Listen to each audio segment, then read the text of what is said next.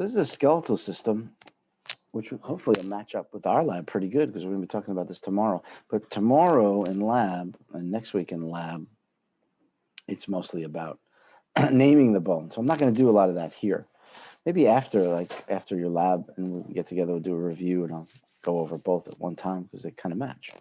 So remember, bone is a connective tissue. Cells with a matrix. So as you're doing your lab exam, make sure you know what hyaline cartilage looks like, of course, because that's involved in bone tissue as well in the skeletal system. Fibrocartilage, ligaments, tendons, dense, regular connective tissue. But bone itself, the actual bone itself, is connective tissue. And there's two main types of bone. There's compact, which is the harder, more calcified, has more inorganic material. Then you have the spongy bone.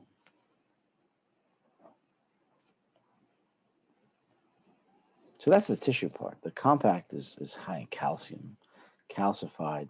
And the units of compact bone, if you remember from lab, is called the osteon. That's circular, lamellar rings of canals and canaliculi, osteocytes, which we'll talk a lot about the cells. We're going to talk a lot about calcium, homeostasis in bone overall. Spongy bone its unit is really trabecula. Trabecula is like lattice, the space in between. And usually this contains more bone marrow in between the trabecula. Looser organization. Bone marrow is really important. I'll get to that. So it looks completely different. So there's also cartilage that goes along with the skeletal system. Tomorrow in lab, next week in lab, I'll show you the costocartilage.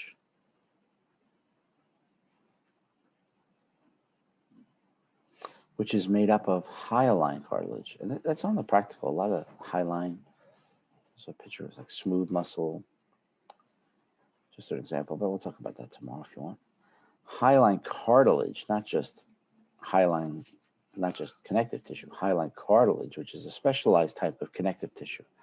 Costo means rib, right? And then you have fibrocartilage,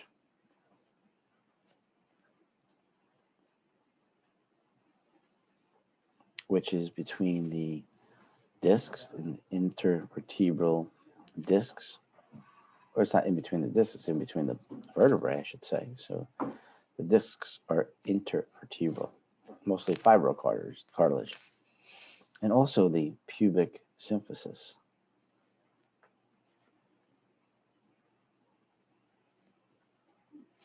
Symphysis.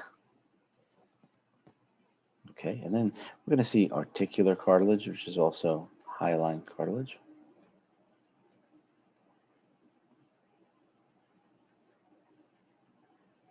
That's also hyaline. So a lot of hyaline. You see this word a lot when ossifying bone, when bone's developing, it develops from a hyaline cartilage model. So articular cartilage is on the end of a long bone, like this is the femur, right here. The end of the long bone, because it was derived, like long bones, femur is a good example of a long bone, was derived from hyaline cartilage. So you have that articular cartilage that helps out with connections, joints, because articulating means joints, two bones coming together.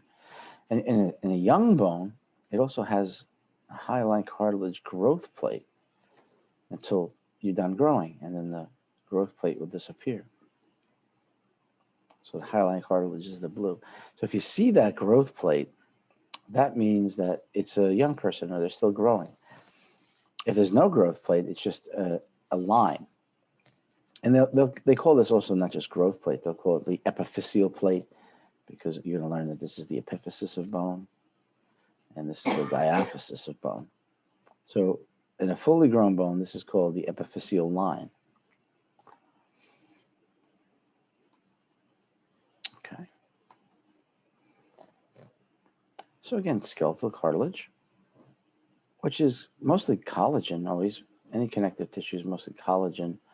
So that gives it a lot of flexibility as well as the hardness. And the collagen in these areas, these skeletal system cartilage is avascular, right? And it doesn't have a lot of innervation either. So perichondrium means a layer around the cartilage. Like chondro means cartilage. Like the prefix chondro means cartilage.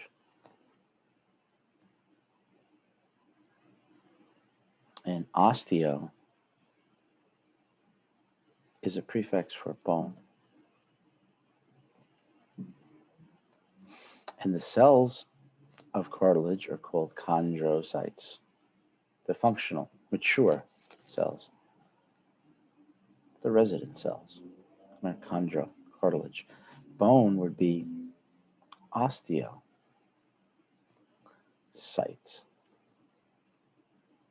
Osteo is the bone, prefix for bone. So here's some of the cartilage we see. Basic structure types, hyaline cartilage in the joints.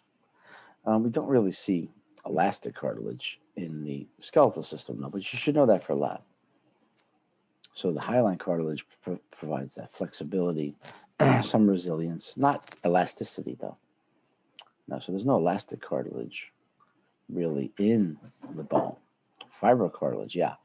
So in the pubic symphysis, the discs, and also in the menisci, little discs in between the femur and the tibia. Gives it tensile strength.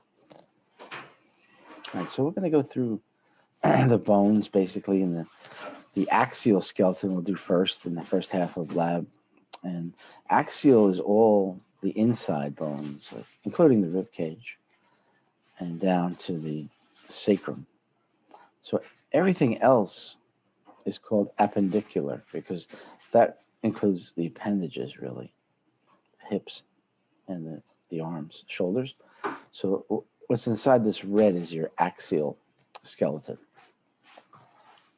And here is, of course, this is showing us cartilage. So this is the costocartilage in the ribs. Again, we have cartilage up in the nose and ear. We're not talking about that now. That was from the lab. Articular cartilage at the ends of the long bones. Intervertebral fibrocartilage. Pubic symphysis fibrocartilage. And meniscus is fibrocartilage. And you don't have to worry about where this is. When we do respiratory, you'll see that the larynx and the trachea have rings of hyaline cartilage. But know where these structures are. I think the thyroid gland is one of the answers on the lab exam. Thyroid. Don't call it thymus. Look at the video. I went through the the lab last time for a review. So a lot of that stuff was on. So crush it, right? Okay. So growth of cartilage. We're going to talk about this again when we talk about the actual growth of bone. So appositional growth is width, growth in width. So when you're a fetus, right? A fetus, you're basically starting your long bones only, not just your long bones, like your femur, your tibia, your humerus. They start out as hyaline cartilage, like they basically just look like this. Just a bone filled in with hyaline cartilage. And then they'll calcify. So the growth in width is called appositional. The growth in length is called interstitial. Interstitial growth. So the growth plates are growing, or the epiphyseal plates are growing your bones in length. So know those definitions. I gave you some practice questions, I'll give you some practice questions for this. Okay, so chondrocytes are first. Always remember, cartilage always comes before bone, whether it's in ossification or growth of bone, or in bone repair, like bone fracture repair. So then it will calcify. So chondrocytes basically come before the actual bone, right? So calcified cartilage occurs during normal bone growth. Yeah.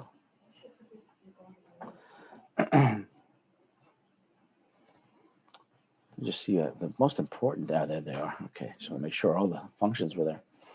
So if you describe the functions, I think support makes sense, right? Because your frame is basically your bones, your axial skeleton, and your appendicular skeleton. So also the organs are suspended within the cages, right? The thoracic cage, or pelvic girdle, and the cranium. So that also provides a protection. So this bony protection of all the brain and the central nervous system, brain and spinal cord. Your brain is covered with the cranial bones, and spinal cord is protected by the vertebral column. And in front of the heart, you have the sternum and the ribs around the lungs, and the bones that on top of your hips called os coxa are protecting your more pelvic organs and the pubic bone. The only area that's not really covered by bone is in your abdominal area. So protection is a big one. And then movement, of course, moving joints, allowing you to walk and run, move your arms. So the bones are mechanical levers. So the muscles have to attach to the bone. And that's a tendon, which attaches muscle to bone. So that acts as levers to move. So you're going to have to learn the bone markings in lab, like what's a tuberosity or a trochanter or tubercle or a fossa. All those things are spine. There's a lot of terminology in bones. It's a long, hard chapter, actually, a hard lab, I should say. So there's a lot going on this time in lab compared to last time. So mineral storage and growth factor storage, calcium, right? Calcium is very important. Calcium homeostasis. So in the bones, and the body really doesn't care how much calcium's in the bone. The body's more concerned with how much calcium's in the blood. So the bones, I should say, and long bones and short bones and flat bones, they all can store calcium to some level in the compact bone areas. And phosphate from phosphorus is also another important compound in the bone that's important for the blood, right? And there's growth factors, which are really more important for blood cell production, which is really the most important thing that I think. So this is, I think, is the most important thing about bone. So in the marrow, in the red marrow, so more in spongy bone. Red marrow is seen more in spongy bone than compact bone because there's more space for marrow. So the red marrow produces blood cells. That's what hematopoiesis means. Hematopoiesis. That means formation of blood cells. All blood cells, like erythrocytes, which are red blood cells, also an answer on the lab exam. White blood cells, leukocytes, and platelets, which are thrombocytes, all formed in the bone marrow. And the bone also has basically yellow marrow, or white marrow, which stores fat for energy. It's long-term energy storage. Of course, we want to use glucose first for energy, but long-term storage of energies is definitely in the triglycerides that are usually in adipose as well, as you know, and that's an answer there's definitely adipose on the lab exam, and you have to know what it's for. And one of the things is storage of energy, but it's also in the white marrow of the trabeculated bone, or trabecula of spongy bone, is a better way to say it. And it produces a hormone, osteocalcin, right, which helps to regulate insulin levels, or insulin as far as glucose levels and metabolism. So I probably won't ask you this. Secreted by the bones. Is the bones being more important here, though? This is really important. But it makes sense. Osteocalcin has something to do with calcium, but it also has something to do with insulin and glucose metabolism. 206 bones, but some of them are paired, so don't be too afraid. It's not that many. You know, you have two humeri, if you like. And a lot of bones are paired, two fibula, two tibia, and then the feet, the carpals of the hand and the tarsals of the ankle, metatarsals, phalanges, they all have symmetrical, two-sided paired. So axial skeleton, which we'll start in lab tomorrow, and then do appendicular in the second half of lab. So axial is along the long axis, the skull, the vertebral column, towards the middle, from top to bottom, but not the legs. So appendicular has something to do with the appendages, the upper limbs and the lower limbs. So the hips, the scapula is part of the appendicular skeleton. And the hip bones, which are called os coxa, 3 bones attached to each other, fused, are appendicular. So they're kind of connecting the axial skeleton to the appendicular. Yeah, bones and cartilage. So again, we're not going to talk too much about all the bones. You know, we're going to go through the names of bones. We'll talk about the physiology mostly. But we have to break this down first. We have to go through all these steps. So long bones, one type, short bones. Then everything else is basically different shapes, like flat bones. We're going to see flat bones. I think the most thing we're going to compare is flat bones and long bones. So long bones are the ones like I showed you. For some reason, I'm drawing them on the side today, but that's okay. So they have 2 ends, and it depends on which way it's going. So, and you'll see there's more spongy bone in here, more compact bone around the collar in here, where it's thicker, which makes sense to protect what's inside, which is marrow and blood vessels. So bone is very vascular, like cartilage that is involved when the bone is not very vascular, like epithelial tissue is not very vascular either. But bone itself has a lot of blood supply. So yeah, they're longer than they are wide. So this, let's say this is the humerus or the femur, all limb bones, the tibia, the fibula, the radius, the ulna, they're all long bones. All the phalanges are long bones. Metacarpals, metatarsals are long bones. The carpals, though, are more short bones. And some of them are called sesamoid, but there's really only 1 or 2 sesamoid bones. And patella is a good example of a sesamoid bone, kind of shaped like a heart, kind of shaped like a heart. Sesamoid, it's more rounded at the bottom. Okay, so that size and shape varies with carpals and tarsals. If you want to remember, carpals are wrist bones, carpals. Tarsals are ankle bones, like T for toes, if that helps you. Tarsals, ankle. Carpals, wrist. Ulna and radius, forearm. Humerus, upper arm, brachial. Femur is your upper thigh. Tibia and fibula are your lower leg. Tibia is typically your shin bone. And the fibula is always lateral to the tibia. And in the anatomical position, which you have to know for the lab, the radius is always lateral to the ulna. Crazy. So the flat bones are more like your cranial bones and your jaw. Like cranial bones, you're going to learn the cranial bones tomorrow, the frontal bone, the parietal bone, the occipital bone. And the sternum is also a great example of a flat bone. Right? Ribs are considered flat bones too. So these are a little different in how they're derived as a fetus. So these don't start strictly from the cartilage, the high alignment cartilage model, but you should remember this. Long bones start as a high aligned cartilage model.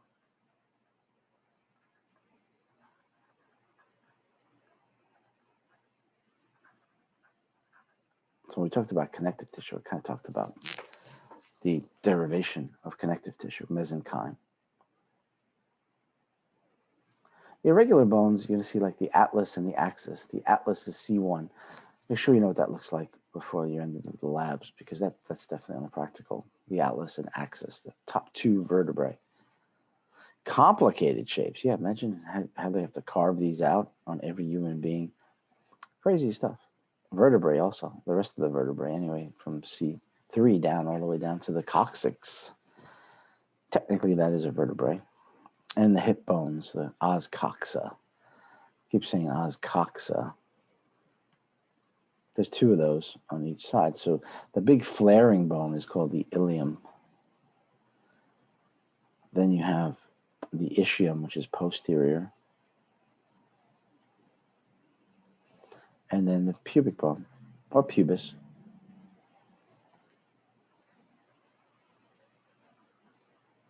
So that's more anterior. And the pubic symphysis connects those two. So I'll name as many bones as I can during these lectures just to help you out. So this is a long bone, the humerus. This is irregular, one of the vertebrae. This is a tarsal, which is a short bone talus. There's 7 tarsals and there's 8 carpals. So remember that for later when we do a lot of memorization coming up, my friends. I got to check tomorrow when the lab practical is, see if I can help you out there too. Flat bone, typical flat bone is the mandible and the sternum. Temporal bone is up here. So you get an idea of where we're going with this, and because ultimately it's going to be about ossification for a lecture. And then you have to name all the parts of these bones, like all the way down to the markings, like with this little capitulum here and trochlea, greater tubercle, lesser tubercle, head of humerus. It gets out of control. The manubrium of the body, the xiphoid process, the notches, the clavicular notches, and the jugular notch, the sternal angle. It's crazy. So much stuff. So much stuff. But here you just have to say talus. But I would never give you just the talus. You'd see it articulated, not disarticulated like that one. Okay. Osseous tissue. The word osseous has to do with bones. And of course, there's nerve innervation too. There's innervation to especially pain receptors in bone. So they have coverings too, like we're going to see it's called periosteum, which is a dense, irregular connective tissue. And we'll take a look at that. So again, muscles are moving bones, epithelial. There is some epithelial tissue lining the inside of a cavity in bone, which you'll see. So gross anatomy is what you could see with your eye. Microscopic is the histology, which we already saw in lab, of compact bone anyway.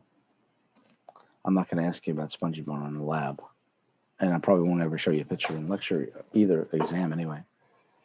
And then the chemical has to do with your calcium and phosphorus. Or phosphate, I like to say. So back to the nuts and bolts of compact, hard bone, osteon, hard outer collar, mostly in diaphysis. And I'll tell you what diaphysis is very soon, don't worry. Spongy bone, trabeculated. Bone marrow is more in the spongy bone. And it's pretty much everywhere in the bone, you'll see. So compact bone is denser, more dense, if you like. Every bone has some compact bone, but some more than others. It depends if it needs to protect more or if it needs to bear weight, right? So I like this word. I didn't ever notice this. Trabecula kind of looks like a honeycomb. It's porous. So within the pores is your bone marrow, and red and yellow, or white, or brown. So the red marrow is the hematopoiesis, or hemopoiesis. And that's making blood cells. The yellow or white is triglyceride storage for long-term energy. Brown fat is a lot of mitochondria and more about, it's really more in young people or children. So if you have any leftover brown marrow, which is high in blood cells and it actually helps make blood cells and has a lot of mitochondria and myoglobin, good for oxygen storage, then you're lucky if you still have brown marrow. But adults generally don't have a lot of brown marrow. You just have the red, yellow, and white. All right, so Think when you hear yellow, think adipose storage, right? Adipose. Adipose is triglycerides within a cell, adipocytes, and that is definitely on the practical. So this is an end of a bone. Like this is, I'll tell you right now, this is the way you got to say it. This is your proximal femur. And this is the top. That means proximal is closer to the midline, closer to the upper body. So the end of bones, and this is proximal, it's also a distal femur, of course. And this is a long bone. This whole top, what I have circled here, is called the epiphysis. And it's the proximal epiphysis, because there's going to be two of them. Don't forget that. And what do you see in there? Mostly spongy bone in that epiphysis or epiphysi. Compact bone starts to form a collar. And the rest of this middle part is going to be called the diaphysis.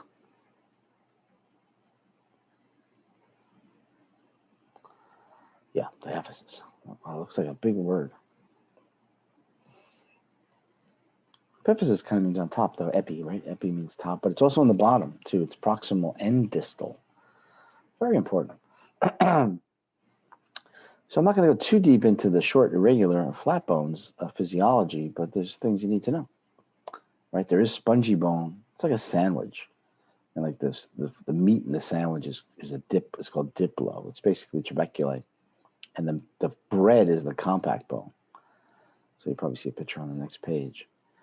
And the outer covering of pretty much every bone is called periosteum, right? And that's dense, irregular connective tissue. So it's like a wrapping, like a cellophane or tight covering of like a transparent tissue, dense, irregular connective tissue. So it's got some good function there. So peri means around, right? Epi means top and bottom in this case. So bone marrow, again, is mostly in spongy bone, especially in the epiphysis, right? So these bones, they don't have like a cavity. Like, let me just go back. And these are great drawings. Look how great this drawing. Watch how good this drawing is. This is a bone. Get one of these at Buffalo Wild Wings, right? Not Chick-fil-A. They have bones at Chick-fil-A. Could I get wings at Chick-fil-A? So now let's say this is a femur. Beautiful drawing here. It has a cavity in the diaphysis. And they call this cavity the medullary cavity. Medulla usually means inside. Middle, the chewy center, and the candy, if you like. So this is all diaphysis.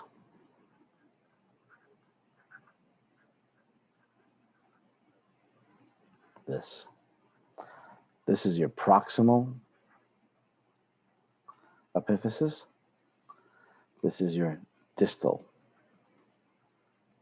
epiphysis. So this is another feature of long bones. They have this hollowed out cavity in the middle. And it's usually lined with spongy bone. So the outer collar, like all this collar in here on both sides, are very calcified. Osteons, compact bone. Sometimes you call that the cortex. Cortex means outer, bark. Not bark like a dog, bark like a tree, you know, the outer part. And that's all this in here. Like when you bite a bone in Buffalo Wild Wings, right? It's easy to do the spongy bone tops, epiphysi and bottom, but it's harder to break through the diaphysis, even though there's a hollowed out center called medullary cavity. But it's hard to bite through that cortex. And the cortex kind of continues up here a little bit too, to give support and articular. Don't forget the articulating cartilage too, which is on top of the long bones, because it's going to connect. Like proximally, let's talk about it. Proximally, the femur is going to articulate with the ilium, and the acetabulum is the socket of this ball and socket. So there's articular cartilage on both, really. And distally, you're going to have the tibia down here. Tibia, distally. And this is the knee joint. You have those little fibrocartilage menisci in there. So that's articulations. But short bones, these are not long bones, so these don't have that marrow cavity.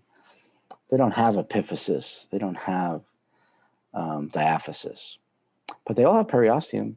And then endosteum kind of covers the inside linings of bones. Like in the long bones, it'd be lining the medullary cavity. But endosteum is epithelial tissue. So there is some epithelial tissue. Endo, inner covering, but it's also epithelial and connective tissue. And this is where you're going to see the cells. Like the cells of long bones and short flat bones have specialized cells between the covering and the bone. And you'll see, and they all begin with osteo for the most part. So here's the diplo, like a sandwich, right? Like say this is the temporal bone, or is it the parietal bone? One of the cranial bones is technically a flat bone. And you can see like the honeycomb and then the outer cortex or compact bone. And that's covered by periosteum. And this is a nice magnification of the honeycomb trabecula. So the bone is the trabecula. And in between here is where you're going to have the marrow. Red marrow for hematopoiesis, making blood cells. Yellow marrow for storing triglycerides, or white marrow storing triglycerides. And there you have it. So more marrow in the spongy bone.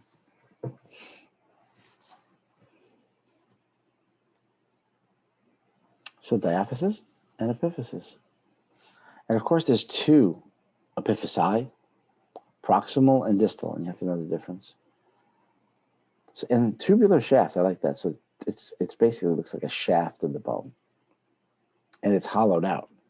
And the hollow part is called the medullary cavity.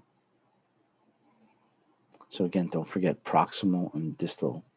Articular cartilage, which is hyaline cartilage, covers the surfaces of the epiphysis. Now, in an adult, you're going to see an epiphyseal line between the diaphysis and the epiphysis. Childhood, you're going to have that hyaline cartilage epiphyseal plate or growth plate.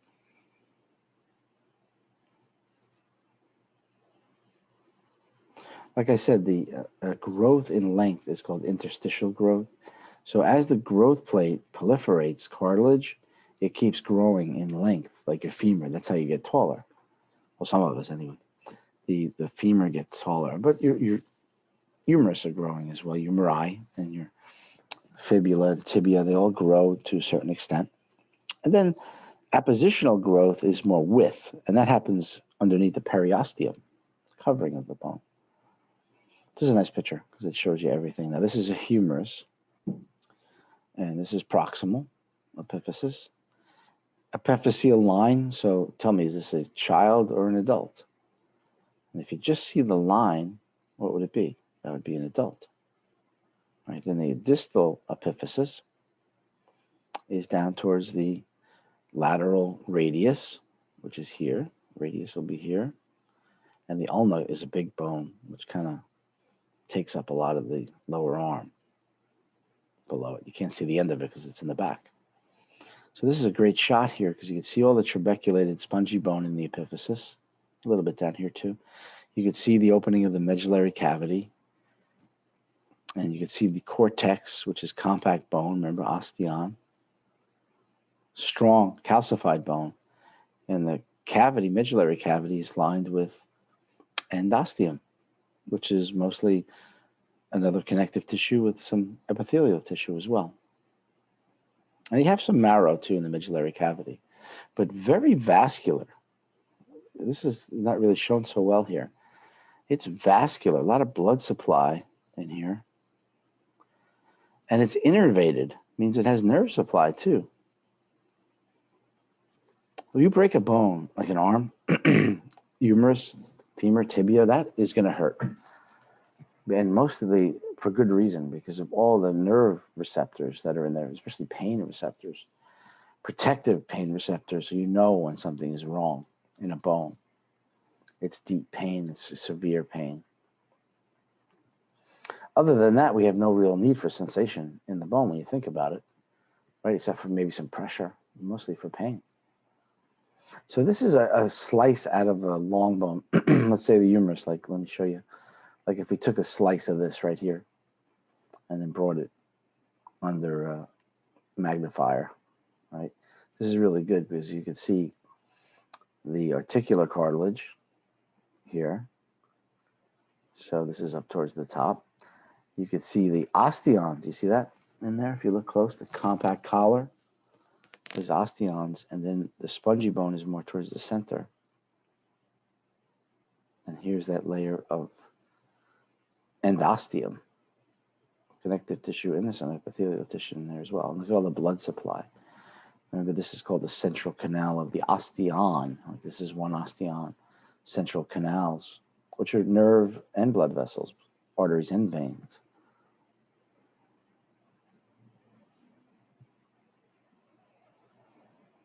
Pretty cool. So periosteum is one of the outer membrane. Covers the surface of the bones, not the joints. Joints, especially when we didn't do articulations yet, but articulations, joints like synovial joints are very movable joints, like your shoulder, your knee, and your hip. Your shoulder is the most movable joint. So they have joint capsules. So periosteum is just about the bone. And periosteum has a fibrous layer, and these are the fibers that hold the periosteum to the bone. They're called Sharpie's fibers.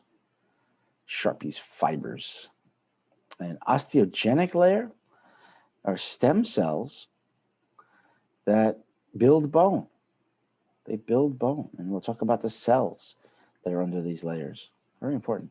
Nutrient frame, and this is an important word because this is allowing blood to come in to the bones because it is very vascular. They need calcium. They need growth hormone. They need insulin. They need everything. Water. And you have to get the wastes out of there as well. Crazy stuff. And the periosteum, when a tendon attaches to a bone, it's usually attached to the periosteum first, obviously, and ligaments. When a bone is attached to another bone, dense, regular connective tissue. This is avascular, these guys. Right? Did you ever hear of shin splints? Shin splints, right? You've heard of that? Anybody? Anybody awake? I've heard of it, but I mean, Yep. Shin splints are really painful. They're like say you like tie your shoes too tight and you start running, like all of a sudden you decide you want to like jog, and you tie your shoes really tight and you feel good the first couple of times, but after a while your shins start to ache and they get inflamed because the muscles are attached to the periosteum, and the periosteum actually peels away from the tibia, and the Sharpie's fibers get kind of injured. So it gets a lot of inflammation, a lot of pain. That's what shin splints are, basically tearing away of the periosteum because of the muscles pulling on it so much. That's why I say if you tie your sneakers too tight, it's going to kind of like fix the tendon on the shin and it'll just keep pulling it off. So shin splints. This always reminds me of shin splints. Shin splints. I'm not really sure what the medical term is. I think it's just they call it basically stress fracture, really. Even though the bone is not breaking, but it's kind of pulling the periosteum away. wait, I have a question. So if you pull the periosteum away, does that not regenerate? Yeah, it does. Yeah, it does. That's actually easy to regenerate, but you have to stay off it because you keep injuring it.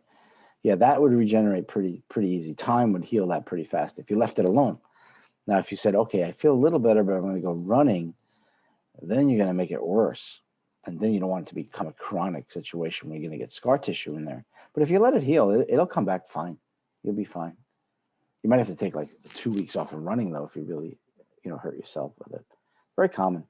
And exactly what I told you. It's like just when you start running, you haven't done it for a while, maybe because you feel good when you first run, but the shins, the periosteum and those muscles just get tighter and tighter. And stretching would help, though. Stretching the muscles before and after you run.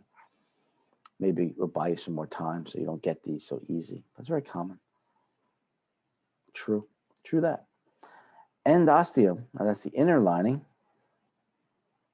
and it covers the trabeculae. So it's between the trabecula, spongy bone, and the compact bone. And of course, it's got holes in it because you got to get the nutrients in. You got to get the blood in there.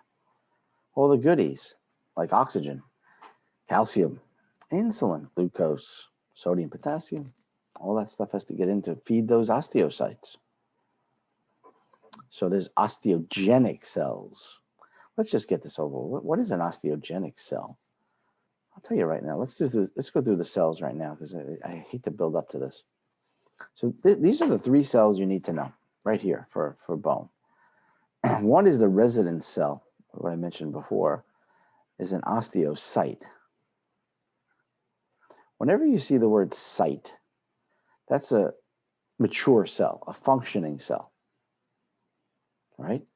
Then you have the osteogenic cell, which is called an osteoblast. Blast is always a mature building bone. So yeah, technically it's a stem cell, but it already knows it's going to be a bone cell. It's going to grow up to be an osteocyte someday. So this builds bone. Bob the Builder.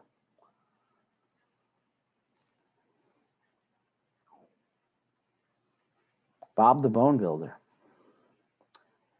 So that basically, and you're going to find out that bone is connective tissue, so it's laying down collagen. Collagen is the basis of all cartilage too. So eventually this collagen matrix is going to calcify. That's where we get the hard, compact osteon bone. There's one more cell you're going to hear about, and this is called osteoclast. This guy or gal is like Wreck-It Ralph. This is Wreck-It Ralph, Bone Wrecking Ralph. This cell, I'll call it guy because I said Ralph, is going to dissolve bone. It's like hydrochloric acid, actually. Dissolving bone takes the calcium out of bone. So it kind of breaks it down, which is completely appropriate at times, especially in bone repair. And when you're actually making a bone in the uterus as an embryo, you have to design the bone. So osteoclasts are important with molding bones and hollowing out the bone to make that medullary cavity. So they're completely appropriate.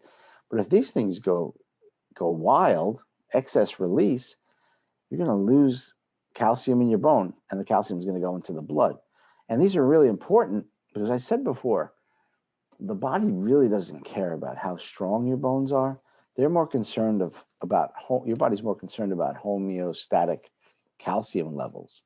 So sometimes we have to take calcium out of the bone to make the blood levels homeostatic, because you need calcium for muscle contraction, nerve conduction, many things we need calcium for, blood clotting. It goes on and on how important calcium is for your enzymes, for respiration. It's so many things. So these are bone destroying, these are bone building, like osteogenic, genesis, in the beginning. Blastic is in the beginning, that's what it is. And osteocytes are just the guys or gals, hanging out in that nice lacunae, like you saw. The lacunae, that little lake we saw in tissue. But they're doing a lot of work too. They're maintaining the bone, taking care of that property. So what do we have here? Another cutaway. And this, you can see the periosteum. You can see these are Sharpie's fibers. Sharpie, like the shin splint thing, which pulls off, like almost like this dissection right here. Vascular, foramen goes through. I think they call those big foramen, they call them Volkmann's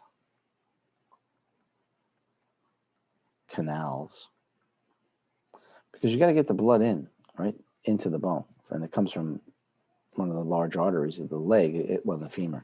If it was the arm, it would be like a brachial artery or something like that, which is the arm. So the brachial artery will branch these smaller nutrient arteries, periosteal arteries, but they're called nutrient arteries, and that follows through later. There's some yellow bone marrow. What are we doing with that? We're basically storing triglycerides. And this is that compact collar. And remember, the humerus is a long bone, so it has more of the osteons. And if you look close, you'll see the osteons in there, and the spongy bone inside of the endosteum. So you have all those osteoblasts in here, and you have osteoclasts too. So you have both osteoblasts and osteoclasts.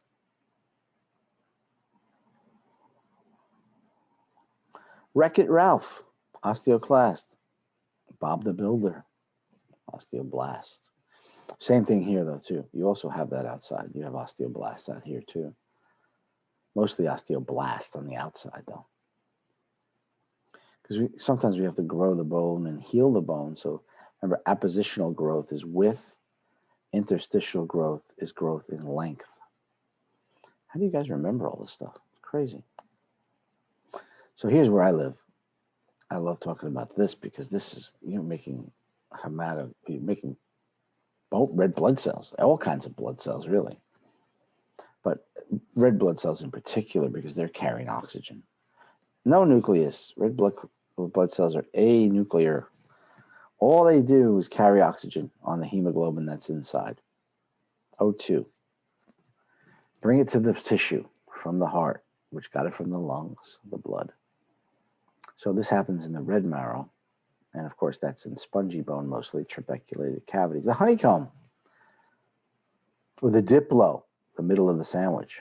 Diplo. I probably never ask you to use that word, especially with those umlauts at the back, on top of that E. So there's a lot of spongy bone in places like the sternum. So sternum's rich in hematopoiesis. Temporal bone is rich in hematopoiesis. The ilium bone, which is part of your hip, os coxa, is rich in hematopoiesis, rich in blood-making stem cells. Really important. Phew. Medullary cavity. Again, in newborns, it's mostly red and brown, really. In adults, it changes, right? It's more at the epiphysi of the humerus. So in children, of course, they have more because they're developing, right? They're developing bone cells, or blood cells. Why do I keep saying bone cells? Hematopoiesis in the flat bone. Diplo, really, that's spongy bone, trabeculated bone, like the ilium. Pretty cool. Yellow marrow can be converted to red. Everybody know what anemia is? This is why this is so physiologically important. Is that when you're like low in iron? Yeah, it could be iron, right? Could be iron, could be hemoglobin, could be red blood cells. So the construction of a red blood cell is done in the bone marrow, red bone marrow. So we need the parts. First of all, we need B12, of course, to make this all happen. We need some hormones like erythropoietin. But a red blood cell is basically a membrane, and inside you have hemoglobin, which is protein. Hemoglobin contains an iron part, iron. So iron is really where the oxygen binds inside the blood cell on the hemoglobin. So yeah, you could be either low in blood cells, red blood cells. You could be low in iron, or you could be low in hemoglobin or B12 and become anemic. So the less blood cells you have, red blood cells you have, the less oxygen you can carry. And your body's very sensitive to low oxygen levels. So if you have less oxygen carrying capacity, then your body's going to know about it, and it's going to convert whatever it can to produce hematopoiesis, especially red blood cell production, which is called erythropoiesis, right? Because this is red blood cell production. Hemato means all the blood cells, platelets. Sorry. So hematopoiesis is thrombocytes, leukocytes, and erythrocytes, but just erythropoiesis is red blood cells. So EPO, erythropoietin, is a hormone that increases erythropoiesis. So did you ever hear blood doping? Right? Remember that guy, Lance Armstrong, goes up to the Tour de France up in the hills, and his oxygen levels are low, so he starts injecting EPO into his butt. So that's blood doping. That's illegal. And it's dangerous. It's dangerous because if you have too many red blood cells, they're not going to work right, and they're going to clog up your vessels, cause high blood pressure and cardiovascular problems. That's the opposite of anemia. The opposite of anemia is called polycythemia. So if you ever want to climb Mount Everest, you got to watch out for this. You got to get a Sherpa to take you up a step at a time, maybe even some assisted oxygen, because you're gonna start releasing this naturally. But let alone the athletes who do this just to get a little advantage over the other guy. So it's very important, hematopoiesis, and it happens in the bone. Doesn't that freak you out? So bone markings, these are these things that are going to drive you crazy in lab, I guarantee it. These are where muscles attach, so you have to name all these little parts. Sometimes a ligamentous attachment. So they form a joint, you know, especially if they're ligament attachments. Sometimes they're holes, like you're going to do a lot of what's called foramen. There's holes. Sometimes there's a thicker hole that has like a more cavernous. We might call that a canal.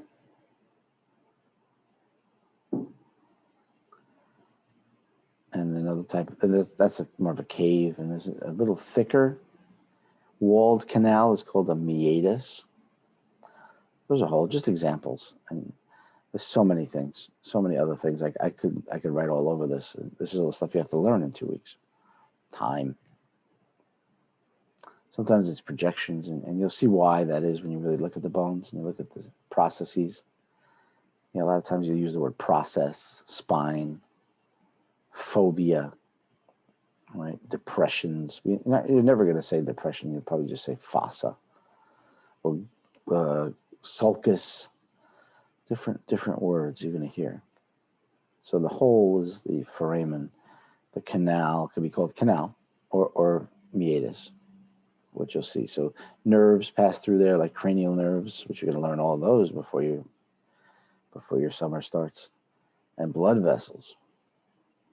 Amazing how much stuff you guys got to learn. So here's some of those names, and I really, I'll go through them with you, but you really got to learn this in lab. And go through your big book, your real expensive book will help you with that, just like the body anatomical terms and the planes and all that. So, but you really don't have to memorize these for now, because every time we look at a bone, I'll tell you, where the tuberosity is on the deltoid tuberosity or the ischial tuberosity, the crest of the ilium, the greater and lesser trochanters of the femur. These are really all important. Line, I don't use too much. Tubercle is the humerus. There's a couple other tubercles, radial tubercle. Epicondyle and condyle we use a bit. Spine and its process, like the spine of the scapula is a big one. So just to introduce you to some of those names. Head of femur, head of humerus, head of radius, head of fibula, head of that's about it. Condyle, there it is. Condyle. Facet is usually the ribs articulating with the vertebrae, or the vertebrae articulating together. Facet. Groove, yeah, they don't say that too much. Fissure, no, not so much. Foramen, a lot. That's a popular one. Notch, yeah, there's a few notches we have to learn. Meatus, like the external acoustic meatus, or the internal acoustic meatus. Sinus, not so much, but you'll see what that means. Fossa, there's a bit. So again, it's a whole new nomenclature that you have to really learn. Crazy stuff, man. So here's some cells, osteogenic cells, which I'm just gonna, and they could be progenitor cells. These are that's like a stem cell, progenitor cells. But I'm just gonna stick here with the osteoblasts, because they basically become osteoblasts, the progenitor cells. Osteocytes. Bone lining cells are going to be both osteoblasts, and this is the other one, Reckitt-Ralph, osteoclast. So that's where we live with these three: osteocyte, osteoblast, and osteoclast. Crazy. So the progenitor cells, stem cells, and they're under the periosteum and endosteum. So these are all about building, though. These don't become osteoclasts because osteoclasts basically come from white blood cell lineage. So they're going to become your osteoblasts. Yeah, some stay there. Stem cells stay there. So bone, and this happens your whole life too. This I'm not talking about just a fetus.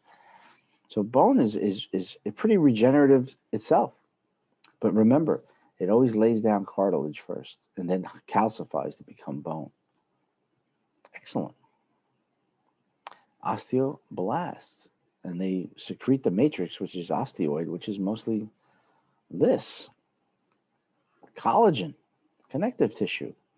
So the osteoid is the matrix. It's a protein organic matrix before it ossifies. So these, of course, undergo mitosis because they're regenerating and generating. They're new. So bone is a big part of it is protein, collagen, except for the calcified part. You probably never have to see a picture of this, but they are slightly differentiated. So osteocytes are the resident cells, the mature cells. They just hang out in lacunae and do their job. So they have a lifespan too. You know, they may undergo apoptosis, which is programmed cell death, apoptosis. But they're not going to be dividing, very little, if any. So the osteoblasts are doing all the dividing and proliferating. So they're about maintenance, making sure that we're protected from stress or strain input. So again, they could send out signals to osteoblasts if in the case of stress, or weight bearing is stress, right? Weight bearing is a stress, and it's a good stress because the more stress a bone has on it, like through exercise or weight bearing exercise, the better it's going to grow and the stronger it will be. Do you ever notice that? Like if somebody has like a predilection to becoming, and you haven't used this word yet, but what do we call when we have loss of bone density? Anybody know? What do we call that condition? Osteoporosis, maybe? Or osteopenia. So the more, unless you have a really bad genetic predilection for it, but the more weight-bearing stress you put on your bones, in a good way, exercise being, the stronger your bones will be and the more calcium will be put back into the bone. Yeah. So osteoclasts pretty much do the opposite. So excess osteoclasts can cause osteoporosis. But they're appropriate when you need it, like when a bone has to be remodeled after an injury. And while it's growing too. So I don't want to put a bad mark on osteoclasts because they have a job to do. That's their job. They're just doing their job. They're not trying to hurt anybody or grandma or Uncle Boo, whoever. All right. So you have bone lining cells. These are flat cells, and they can call them periosteal cells or endosteal cells. But basically, if your book says something about believing to do it, they really don't know. So for my purposes, bone lining cells are osteoblasts. That's what I know. I'm not going to tell you what I believe. I'm going to tell you what I know. So most of the time, these are osteoblasts that are building bone. Most of the time. And the osteoclasts are there, especially on the inner part, below the periosteum. So know the three very well. And you should also know there's a stem cell, of course. Right? That makes sense. You need to know that. And then the osteoclasts are derived from same hematopoietic stem cells that become white blood cells, right? Immune cells, which is really from a monocyte, which is a white blood cell.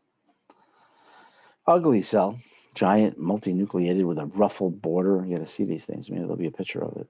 Scary looking thing. Looks like something in a video game that's there to destroy. It doesn't look like Wreck-It Ralph, I'll tell you that. So they resorb. Look at this word. Do you ever see this? Resorption? You probably never saw that word. So that means to melt the bone, dissolve the bone. resorbs, right? So it takes the bone out, and they live in these little bays.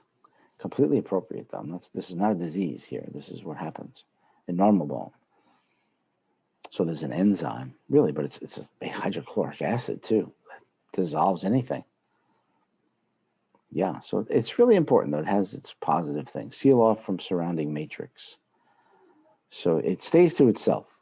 It doesn't try to destroy the bone. It's just remodeling or taking calcium out when it's necessary to increase the blood calcium, which is really important for homeostasis. There it is. Look at that thing. Doesn't that look scary?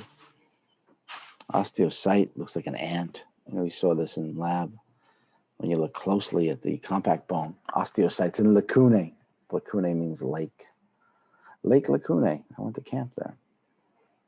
So real histology here. I don't think we've even seen this in lab. An osteoclast, the ruffled border. So I'm not going to put this on any test, that's for sure. Compact bone. Difference between compact bone. It's lamellar. That means it has like rings or layers.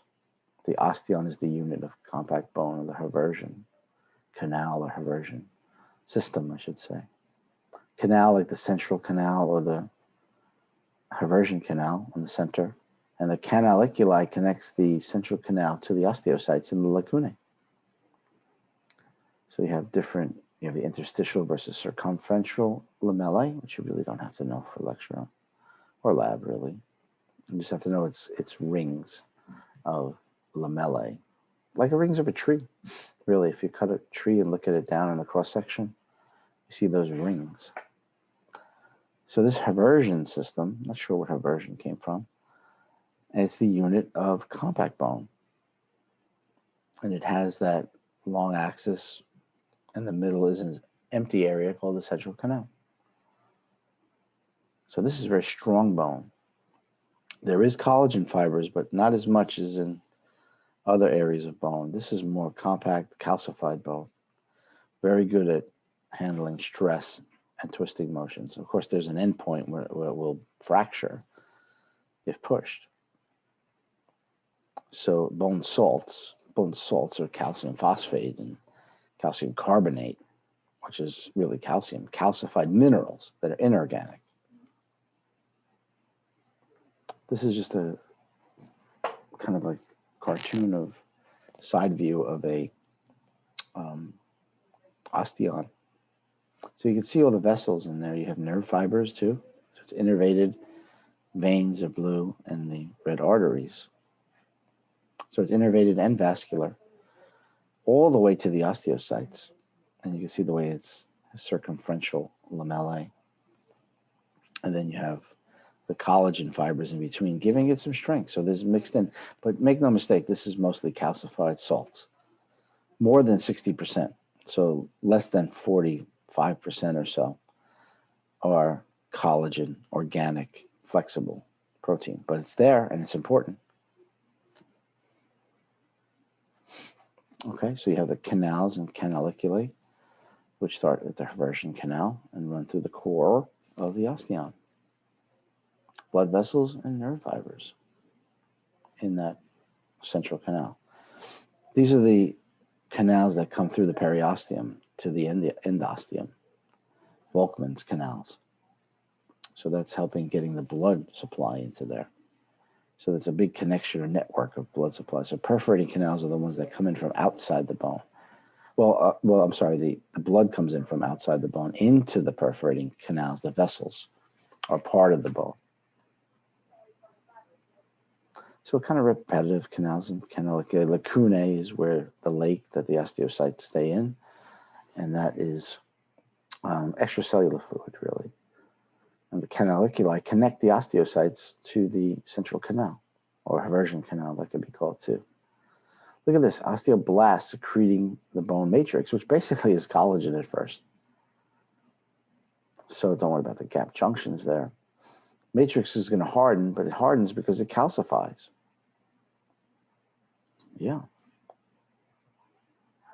Don't worry so much about interstitial versus circumferential, right? Because lamellae is not part of the osteon technically, but it fills in the gap. So don't worry so much about this, where that is, that histology that deep. Just make sure you know this is bone in the lab when you look at the histology, which is this. So kind of like this, because you could see the canal system in here, the central canal on end. All right, and you have perforating canals go through. So you have to have one of them outside too. This is what they're not showing you. So the blood cells are made and put into the blood, into the veins, and then wind up going back to the heart to go to the rest of the body. This is a cool histology right here, a photograph. Spongy bone, a little different. It's more that honeycomb. It has some resistance, so it has some harder compact bone around the ends, but most of it's trabecular. Like cables of a suspension bridge, so it has some, it's calcified, but just has like a honeycomb. It's kind of hollowish on the inside. So of course there has to be blood supply through capillaries into the spongy bone as well. And we've seen this. Look, sandwich. I didn't see that before. Diplo. So these are flat bones, right? These aren't long bones. This is a flat bone. This is a nice high magnification of this spongy bone, honeycomb, trabecula. So know the difference between compact bone and spongy bone. Big deal. Okay, bone is made up of the organic, which is collagen, proteins, osteoid. Inorganic compounds are going to be your calcium salts, marbling, hardness. So your organic compounds are your cells and the osteoid, which is mostly collagen. There it is. Secreted. And this is important. Let's just say this. I might have said this before, but osteoblasts, they build bone by secreting, really, this sounds crazy, but they secrete collagen. They make it and they secrete it. It's really important. Bone begets bone. So collagen fibers, that's the organic part. That's the key takeaway here. And that builds tensile strength and flexibility, like it does in any connective tissue. So even on the lab exam, you could say, what's the function of hyaline cartilage or any collagen-heavy connective tissue? High tensile strength and flexibility prevents tearing. So yeah, organic compounds or components, resilient. Sacrificial bonds between collagen molecules means the chondrocytes, because these are, I got to remember this is chondrocytes, cartilage. So it starts out as chondrocytes, and these poor chondrocytes, they're pretty much sacrificed because they're going to die. And then the osteocytes are going to take over. So always remember the chondrocytes, cartilage is first, and then bone, calcified bone. So then you have the 65% is the mineral salts. And this is why I take away what I said before. So mostly calcium phosphate, and there's also calcium carbonate. So think calcium and phosphate making up the hardness of the bone. And not only that, but you're storing calcium and phosphate in the bone. So that's important for other homeostatic situation here. Look at this, bone is half as strong as steel. Why, it's not good enough? What's going on here? So yeah, it's got mineral composition. So, you know, when a squirrel dies, you see his bones laying around for a while longer after he's dead, the poor guy. And it can reveal some fossil type information based on what's left in there as far as the calcium and phosphate, and maybe even some protein if there's any left, to see how long it's been there. Bone development, also known as ossification or osteogenesis. So when you hear ossification, you know ultimately the bone is going to calcify. So there's a couple of different types of osteogenesis, the beginning of bone. So now we're talking about early development, embryonic development into fetal. So again, it's going to continue after birth, but we'll get to endochondral ossification, which is within the cartilage. And this is for the long bones. mostly, and most of the skeleton, the long bone. So this is the one we're going to key on. And endochondral means within the cartilage.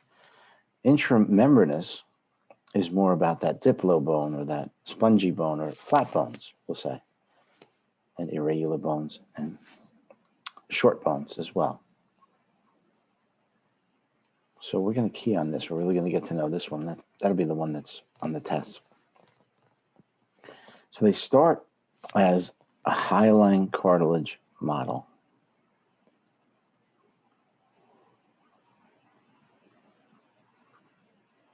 Well, that's really important. It's all connective tissue to start, and most of the skeleton. So endochondral, it's all bones. 2 months into development, so you're still right outside of, right between fetus and embryo. Embryos first, so embryo into fetus. And this is the hyaline cartilage model, endochondral ossification. So the hyaline cartilage is going to break down a bit, because remember, the hyaline cartilage is made of chondrocytes, in lacunae too. But this is embryonic now. So what happens to the chondrocytes? They're actually sacrificed, and they will die off and be replaced with osteocytes ultimately. So there's 3 ossification centers. There's one primary ossification center, which is in the diaphysis or the shaft. So this is a long bone. And the primary ossification center will start here. You're going to need blood supply for this too.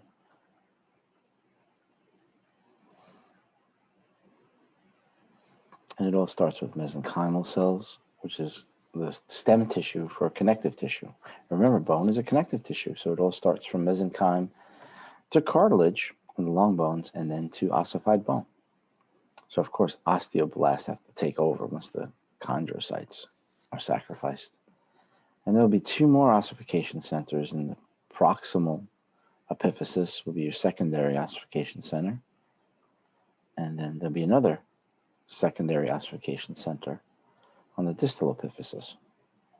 It's good that you remember distal epiphysis, and this is the diaphysis. So this is all hyaline cartilage at this point. So there's 5 main steps. So we'll go through those. And ultimately, later on, of course, you'll have that cortex. That bone collar is the cortex of the long bone, the outer part.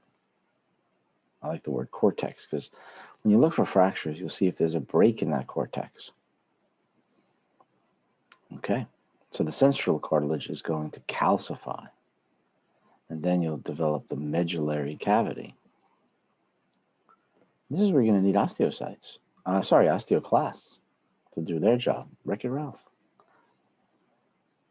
So you also need blood vessels to get the oxygen, to get the calcium in, nerves to stimulate, red marrow to start beginning to make blood cells for the newborn. Oh, that's not a newborn yet, still a fetus.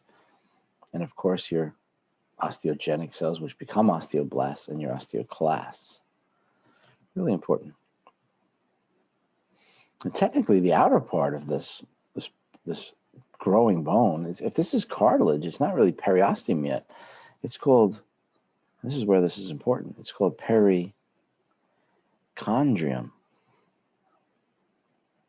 like the outer layer of any adult cartilage, but this is, of course, fetal cartilage.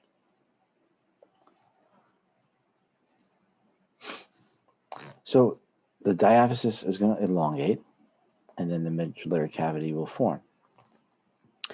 Remember, the primary ossification center is in the diaphysis, and the secondary ossification is epiphysis, 2 of them. And then what's in between the diaphysis and the epiphysis is the epiphyseal plate, which is the growth plate.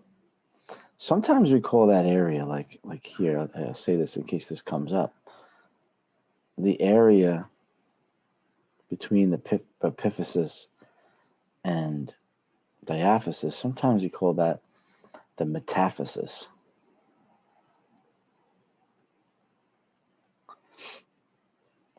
So technically the growth plate lies in the metaphysis, and that's remnants of the hyaline cartilage as it's growing interstitially. So all the steps of endochondral ossification. So let's take a look. So first there's that hyaline cartilage model and outside ossification, and you have your primary ossification center, which is right in the diaphysis. So this is like 2 months into gestation. So basically 8 weeks is an embryo, and then you become a fetus. So it's right in between there. The second stage is formation of the medullary cavity, right? And you're going to need blood supply now, because these are all chondrocytes, right? These are chondrocytes that are ultimately going to die and be replaced with osteoblasts and osteocytes. So the medullary cavity develops. Then you're going to need more blood supply, more mature blood supply, because now you have to get the calcium inside and start building the inner part of this collar from the endosteum out. But it's still cartilage. So if you x-rayed somebody at this young age, of course, you're not really going to see the outline of the bone. You're only going to see the dense part, the calcified part. Not yet anyway, until this whole process is complete. Then in the step 4, you have the formation of the secondary ossification centers, and there's 2 of them. Proximal epiphysis, which we'll say, and the distal epiphysis. So there's 3 total. And you can see now at the same time that the bony collar is getting more ossified, calcified. So ossification, and this is going to start calcifying around the secondary ossification centers. So when it's complete at this point, now if you took an x-ray, you'd see this hard compact bone. You'd see some of the spongy bone, because trabecula is bone, just as porous. And you see the remnant of the epiphyseal plate, a growth plate. So this is going to get longer, or I should say thicker, as this fetus grows and develops.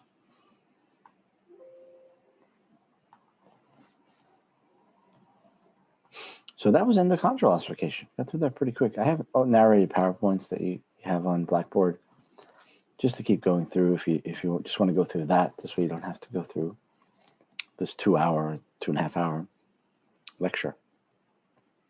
So intramembranous is another type. And this is more, we're going to say, with these flat bones. Yeah, flat bones, like the clavicles, your collarbone, temporal bone, they're all flat bones. And they go right from mesenchyme to spongy bone.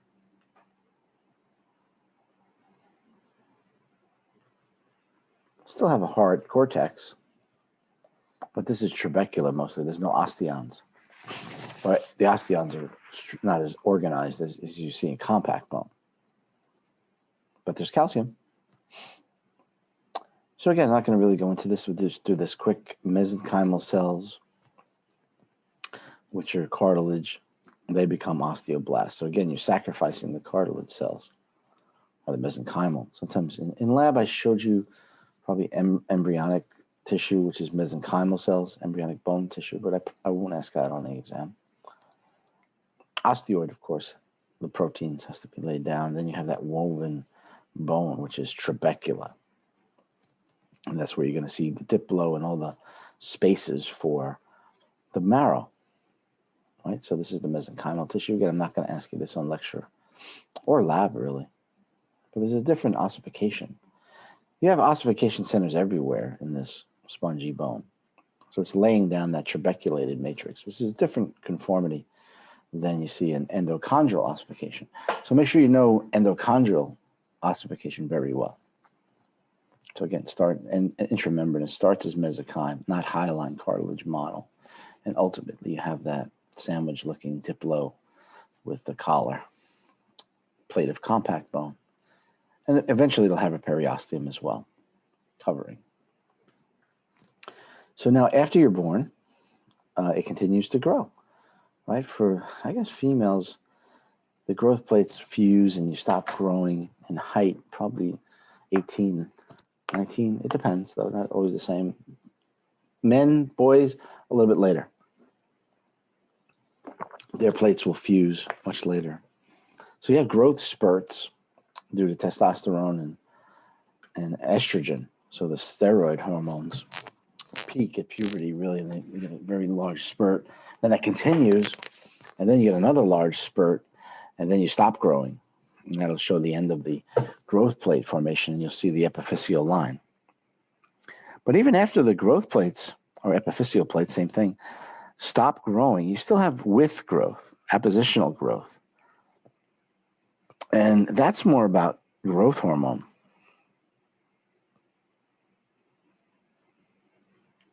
So growth hormone is very anabolic, just like testosterone and estrogen, but growth hormone is not a steroid. It's a protein hormone from the anterior pituitary. So this is secreted in pretty much even amounts after you're done growing, and it's important for repair. So testosterone and estrogen peak. You continue to release testosterone and estrogen. Females, a lot of estrogen until they hit menopause. Males can continue it, secreting it into late adulthood and older age, but it gets less. Yeah. So again, growth hormone will also make some bones grow in thickness, like facial bones, right, which is not growing in length, of course. So this is about the interstitial growth and the epiphyseal plate. So you have levels in their balance and order of replacement in the growth plate. So there's resting cartilage. Then there's proliferating cartilage, which is mitosing. Hypertrophic is growing in size, right? Proliferation is hyperplasia, which is increase in cells. So there's more cells, like mitosis, right? Increase in cells, where hypertrophic or hypertrophy is increase in cell size. And this needs growth hormone for this, and estrogen and testosterone. Anything that's anabolic increases the rate of protein synthesis and proliferation. And then you get calcium infiltrated towards the epiphysis. So now the bone is growing interstitially in length. So you're calcifying, and then you have ossification, which is total calcification, and that's where the osteogenesis stops. So that takes time, years, from birth, 19 years in females, maybe 21 years in males. So resting, proliferating, hypertrophic zone, calcifying or calcification zone, and ossification zone. We should see a picture of that too. So resting is the area cartilage on the epiphyseal side, and it's relatively inactive. It's basically just waiting to be used over time. Proliferation is rapid division, your mitosis. So hyperplasia would be the next step. And pushing the epiphysis away from the diaphysis, that's the way it's growing. And it needs to do that safely, right? I mean, you can get what's called growth plate fractures, right? Those are true stress fractures where some kid is playing soccer and somebody steps on his ankle and separates the growth plate epiphysis from the diaphysis, and that's a true growth plate fracture. Sometimes they call it a stress fracture or a Salter-Harris fracture, but it has to be casted or soft casted at the very least. And of course, you stop playing soccer for a while, take the weight bearing part off of it. Not a fun time. So hypertrophic is growing in size of the cells. They enlarge. The lacuna goes bye-bye because now you want to just have from the chondrocyte anyway, you lose the cartilage now because it's becoming bone. Then you have your calcification zone. So bye-bye to the sacrificial lambs, the chondrocytes. They die and deteriorate and get reabsorbed in the blood. So it's growing.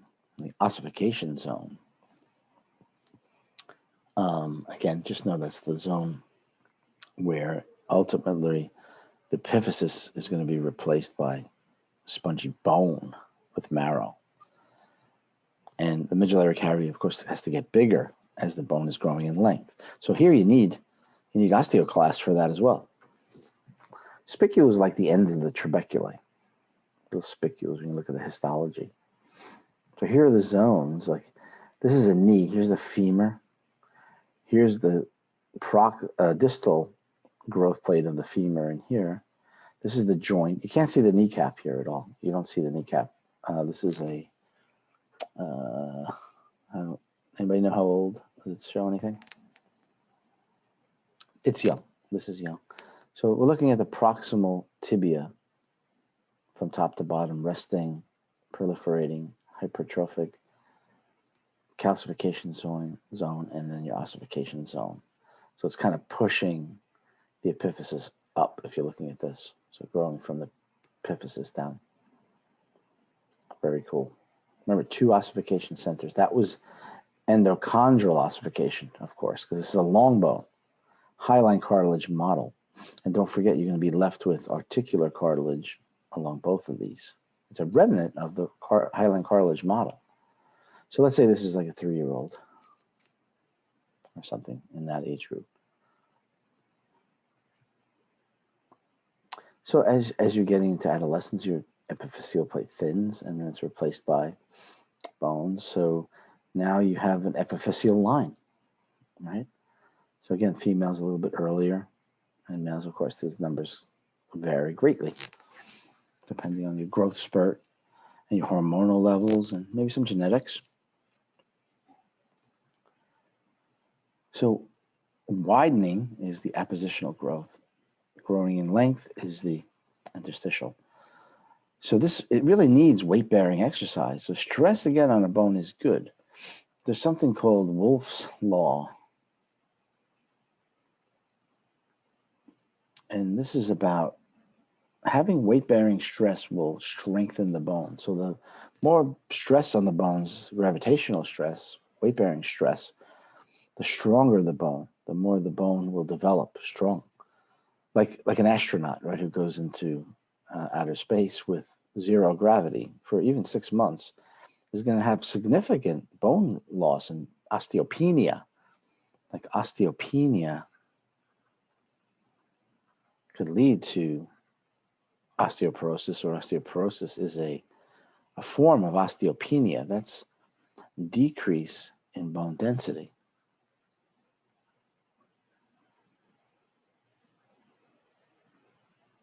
So osteoporosis is a form of that. And of course, there's low calcium and low phosphate, most likely, but especially low calcium in the bone. So when you have that stress, Wolff's Law comes into play. The osteoblast will secrete more matrix, secrete more collagen, which eventually will become ossified with calcium. And osteoclasts are there too, but that is there just to remove the excess bone if something is wrong, in the adults anyway. So the more osteoblasts you have, the more bone you'll build. The more osteoclasts are active, the more bone will be resorbed, or not broken down, but dissolved and less calcified. So like if you have way too many osteoclasts,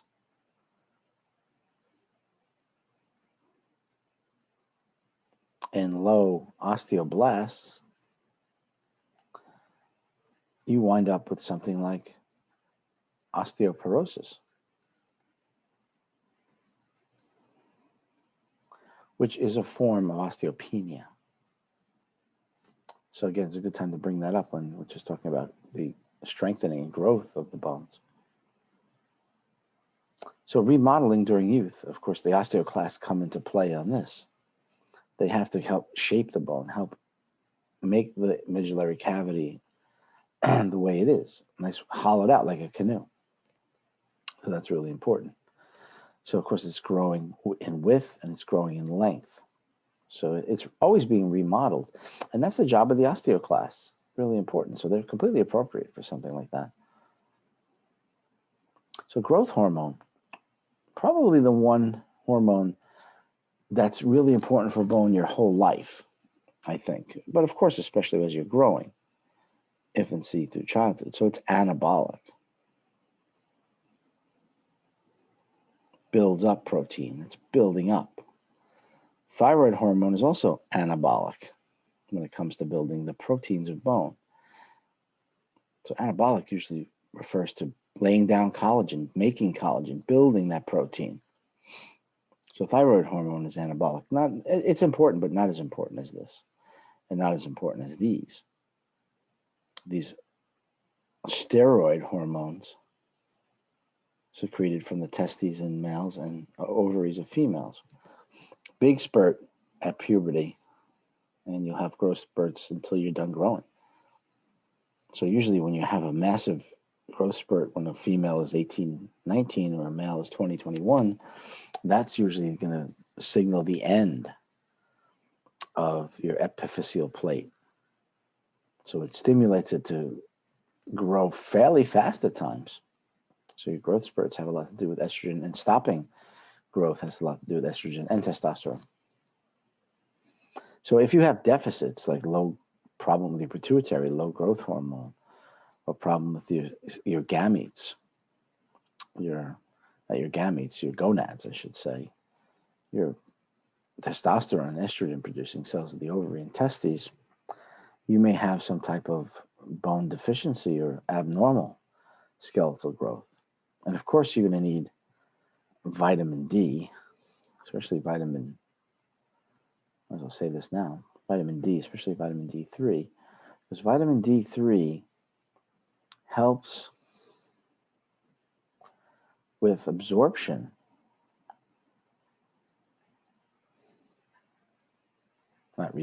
absorption of your dietary calcium. So taking calcium is a good idea, or making sure you get enough calcium. But if you don't take the vitamin D, or you don't get the vitamin D, whether from the sun, right, then you won't be able to absorb the calcium. That may affect your bone growth or your bone density.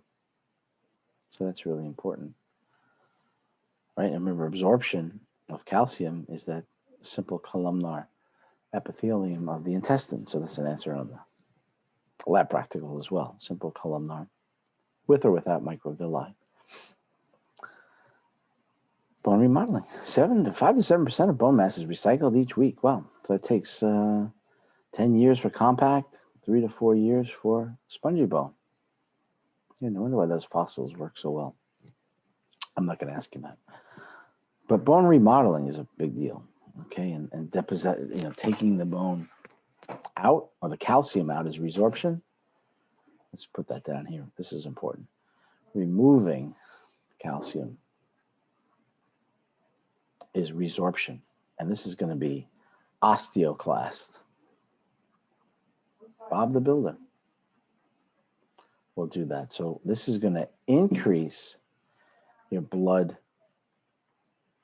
calcium, because it's removing it from bone, right? From the bone, putting it into the blood. Bone deposition of calcium is more osteoblasts.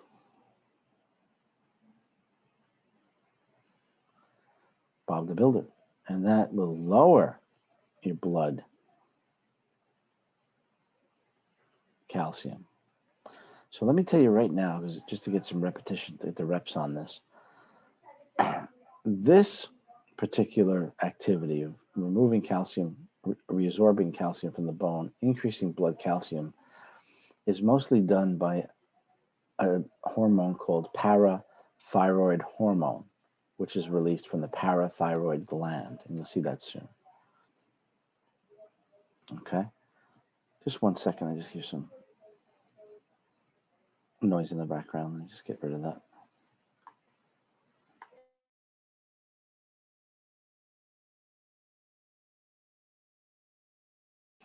Sorry about that. So the hormone that's released from the thyroid gland that increases osteoblastic activity and decreases blood calcium by taking calcium out of the blood to deposit it into the bone is called calcitonin. This is all over the next exam. This is one really big point right here that you get this. Let's repeat it. So if you want to take calcium from the bone, right, your body wants to do that and put it into the blood, then there's a gland called the parathyroid gland that releases parathyroid hormone, that's PTH. So parathyroid hormone will resorb the bone. It'll remove it by activating osteoclasts. So osteoclasts will remove the calcium from the bone and put it in the blood, therefore elevating the blood calcium levels, hopefully to homeostatic ranges, and that's why this happens. Now, if the blood calcium is high, then the thyroid gland is going to release a hormone called calcitonin. Calcitonin will activate osteoblasts to deposit the calcium from the blood into the bone, and that's bone deposition of calcium. So, of course, that's going to lower the blood calcium. So it's kind of a negative feedback mechanism, with the glands typically being the control center in this case, not the brain. The kidneys do get involved as well, because kidneys can either resorb the calcium or pee it out, which hardly ever happens. But it could happen. It can happen. So resorption is more the function of osteoclasts. So there's lysosomal, of course, remember the suicide sac, the lysosome that contains that acid that will resorb the calcium out of the bone and put it into the blood. All right, so this is more PTH will do this and increase your blood calcium.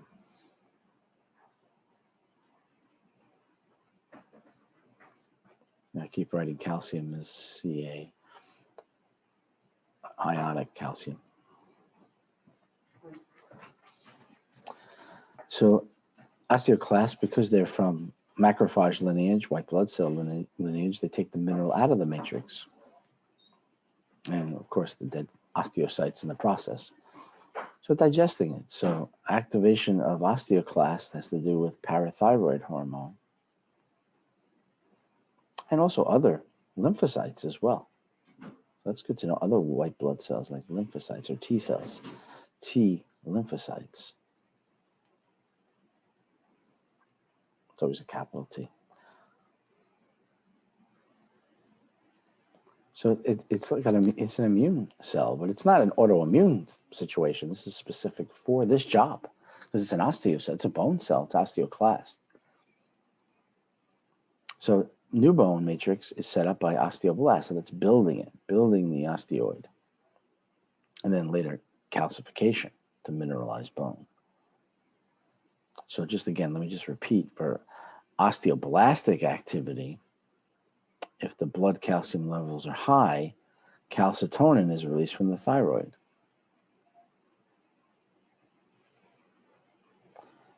And that's from the thyroid. It's not thyroid hormone, that's a different hormone. And that will lower blood calcium. So you should ask yourself, I know you guys are tired now, but you should ask yourself which hormone is better to give or be released if you have osteopenia or osteoporosis. Anybody think about that? Which one will help with osteoporosis? It would be this one, because this is involved in calcium deposition. Makes sense. So triggers for a deposit, mechanical signals, of course, increased concentrations of calcium and phosphate in the blood. So if you have high calcium, then calcitonin is going to be released, and that'll bring it back into the bone, increase osteoblastic activity. So more matrix will be laid down appropriately. So again, this is a negative feedback with hormonal control, controlling the calcium levels. So calcium is really important. I think that's the factor you have to know right now, because you can't release neurotransmitters without proper homeostatic calcium levels. You need it for muscle contraction, which is you're going to see in great detail pretty soon, how calcium is involved with the contraction of muscle. And blood clotting. Coagulation is clotting of blood. Secretions, nerve secretions like the neurotransmitter again, and as well as mitosis. And even in aerobic respiration, you need that. So really, you don't have to know these numbers, but you need vitamin D to absorb your calcium in the intestine. So this really calcifies, gives the bone its mechanical stress protection. Not so much tensile strength, that's more the osteoid. So here's the two negative feedback hormones that kind of oppose each other, and they do, just like insulin and glucagon would do and for blood sugar. So parathyroid hormone produced by the parathyroid gland will sense low blood calcium level. So they stimulate the osteoclasts to resorb. There's that word again, resorb, not reabsorb, resorb. So calcium is put into the blood, raising the blood levels. So it has to be shut off. You can't keep this going on. So if it goes over, then calcitonin will take over. And it's released by the thyroid, not the follicle cells, but the parafollicular cells, or C cells, they're called. The follicles in the thyroid produce thyroid hormone, but para means around, next to. So parafollicular cells are different. So they're secreting and making calcitonin. Makes sense because it's calcium. It has that calcium appeal to it. And that will be in response to too much calcium in the blood. So it's going to technically lower it, right? It can lower the blood calcium. So you got to be careful if you're treating something like osteoporosis with calcitonin, you may lower the blood calcium levels and throw off the homeostasis. So is the benefit worth the risk of lowering your calcium levels? Because you need calcium for muscle contraction, not only for your skeletal muscles, but for your cardiac tissue, your cardiac muscles, which has to pump blood, right? Cardiac muscle. Of course, you have to know that for the lab practical, what that looks like, just to keep giving you some ideas. So this is parathyroid hormone as it relates to this feedback mechanism. So whatever causes the imbalance, like, for low blood calcium, then you'd release parathyroid hormone. That would increase, but you don't want to increase the blood calcium so high that it goes out of homeostasis. So you want to keep it within that range, in that balance, low to high. So basically the parathyroid hormone is the control center for its own hormone. The parathyroid gland is the control center for parathyroid hormone. So see what the stimulus is. Like if it goes up, if this was the opposite way, if this went up too high, out of imbalance, then calcitonin would have to be released. And that would be shut off by the thyroid gland. And the kidney does get involved. So calcium, again, important for nerve conduction as well, with depolarization and sodium, of course, but calcium is involved as well, and releasing neurotransmitter. So too little calcium, that's, whenever you see anemia, that's low levels in the blood. Anemia means in the blood.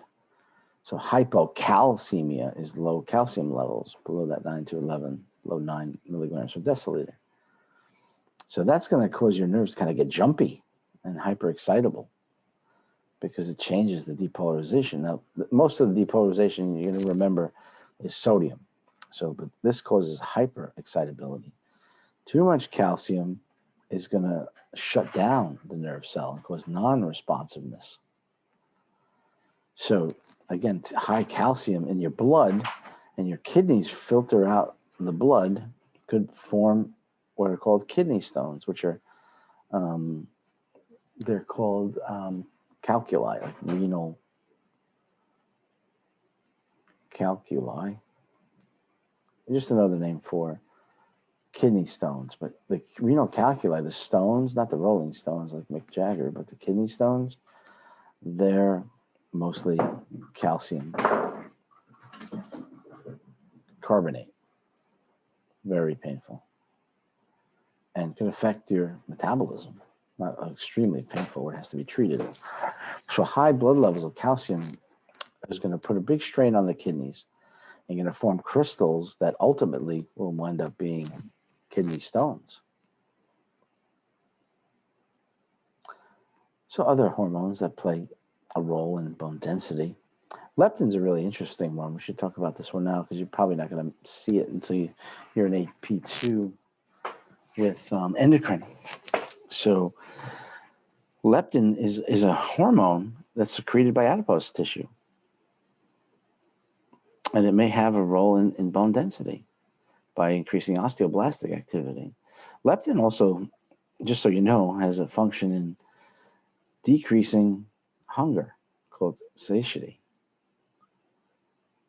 So that's more in the brain, but in the bone, it actually may inhibit osteoblastic activity. And for some reason, well, I could probably tell you why, but leptin is secreted more in females, probably because as they mature, and especially during the childbearing years, they develop more adipose around their hips and breast tissue. So they're more likely to secrete leptin, which in a good way, it's good because, especially for athletes, because their body doesn't get run down due to hunger as easy as males if you have that adipose tissue and secretion of leptin. So it helps your brain actually control the feeling of hunger, which is good. Serotonin, again, which is more about mood in the brain and your sleep cycles, it also interferes with osteoblastic activity. So serotonin it can be made from your gastrointestinal system as well as some of the nuclei in the brain, but it's secreted after you eat. So this is pretty interesting. Serotonin and leptin can inhibit bone density. So again, this is Wolff's Law. You remember Wolff's Law? When the demands are placed on it, of course, not when you're in outer space, when you do weight-bearing exercises. So stress is good. Stress is good. So again, whatever stress, even bicycling, but walking, anything that's weight-bearing, walking especially. Swimming, not so much, even though swimming is an outstanding cardiovascular exercise, it doesn't really help directly with osteoporosis because you're taking the weight off your body when you're swimming. So that's really important. So kind of picture where the diaphysis is and where you have the most bending stresses along that shaft of the diaphysis, which is the diaphysis.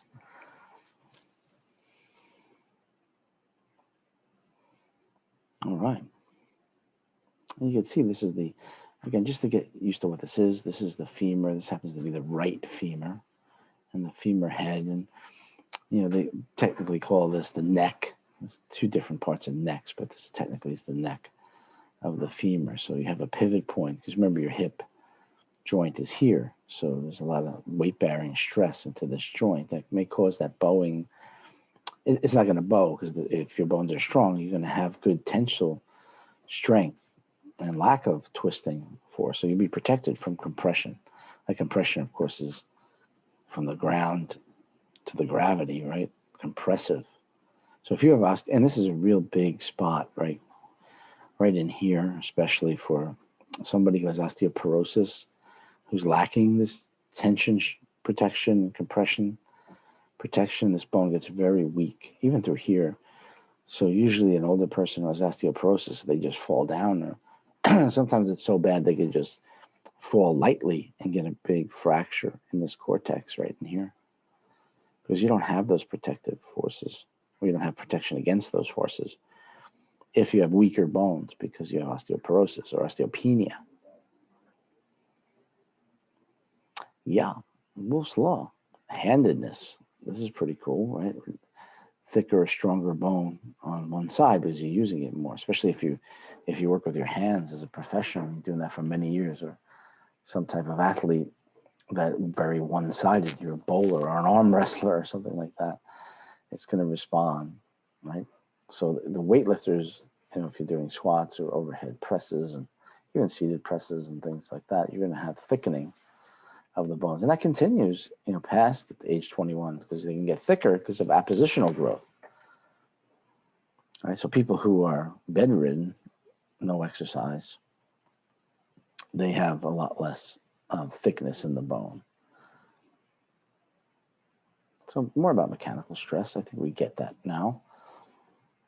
So let's talk about bone repair, fracture repair. So again, during youth, you have to have pretty good trauma. It's not going to be like pathological because when you're young, you don't have osteoporosis, unless that's really something wrong.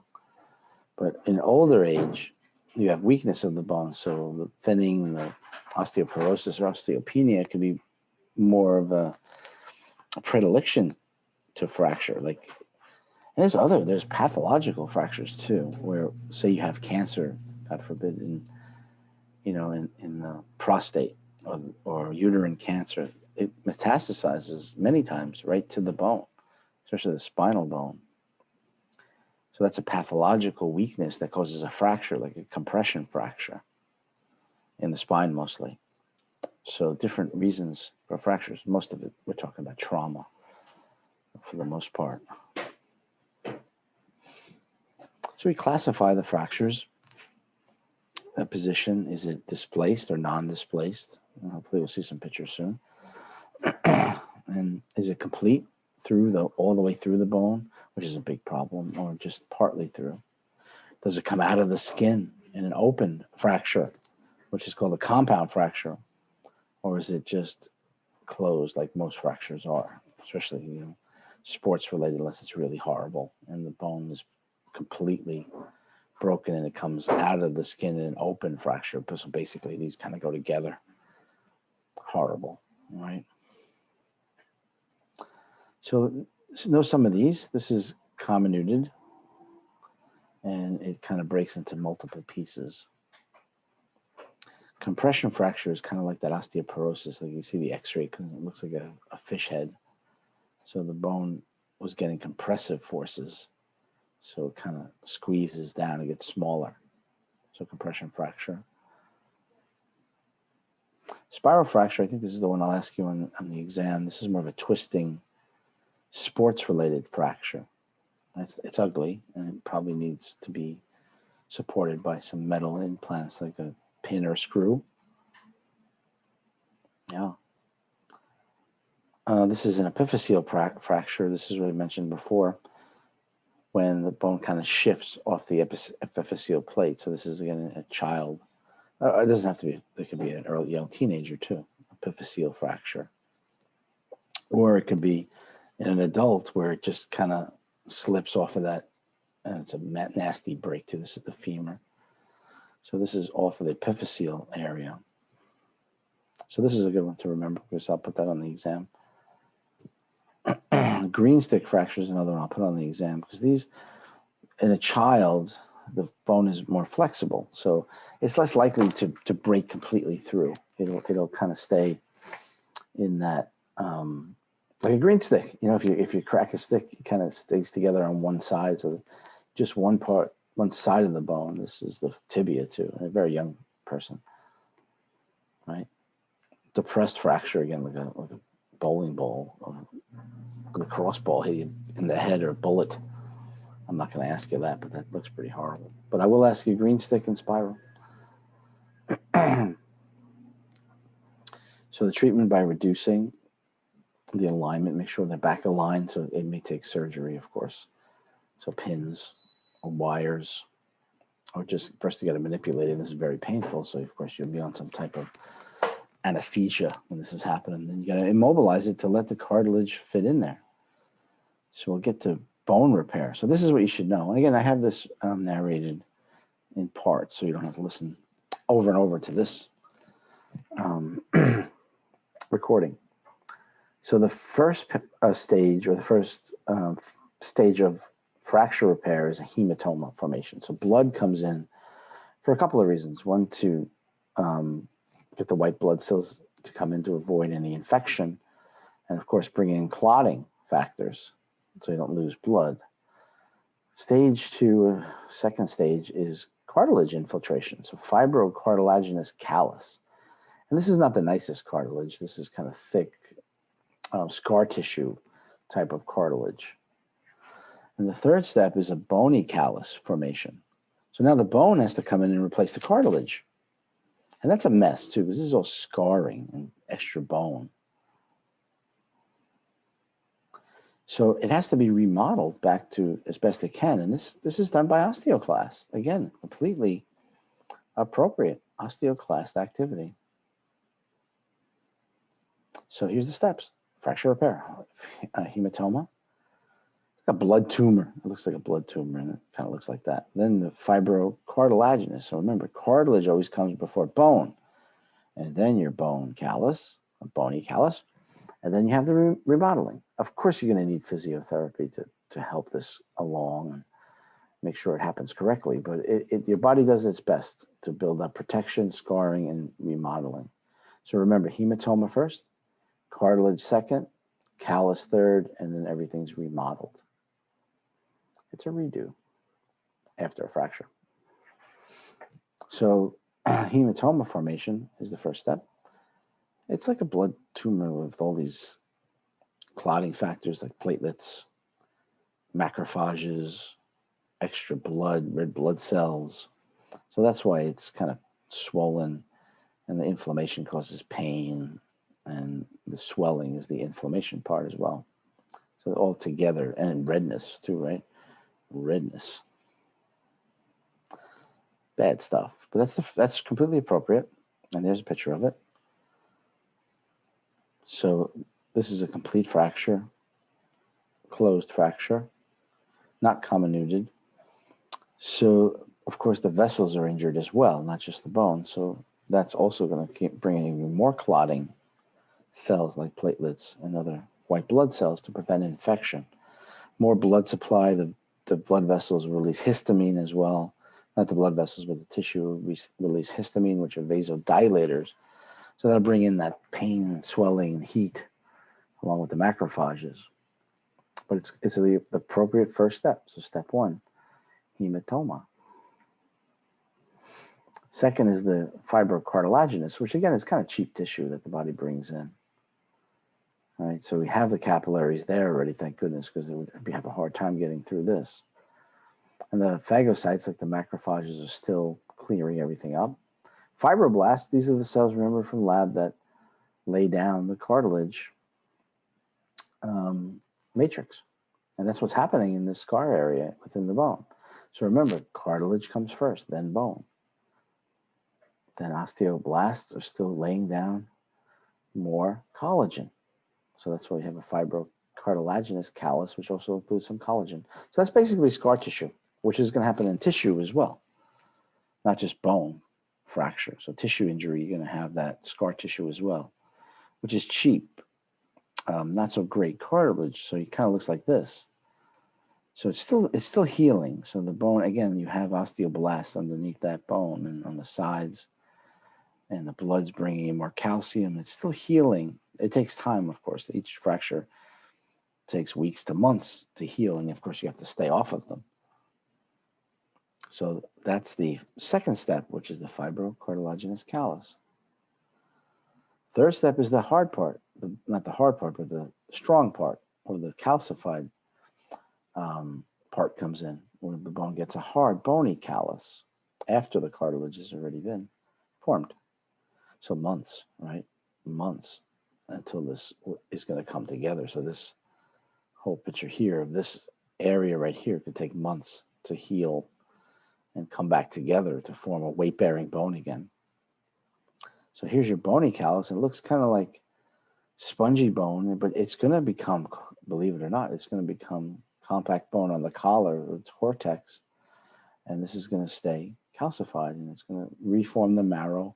As long as you have good blood supply and you stay off of it, and you have to immobilize it, of course, in a cast. This particular time, you didn't need to realign the bone or use any screws or wires. But you want to line it up first, of course. So that's the first thing you have to do, is make sure you, and that's not always that easy to do, especially somebody who has osteoporosis. This is an otherwise normal bone density.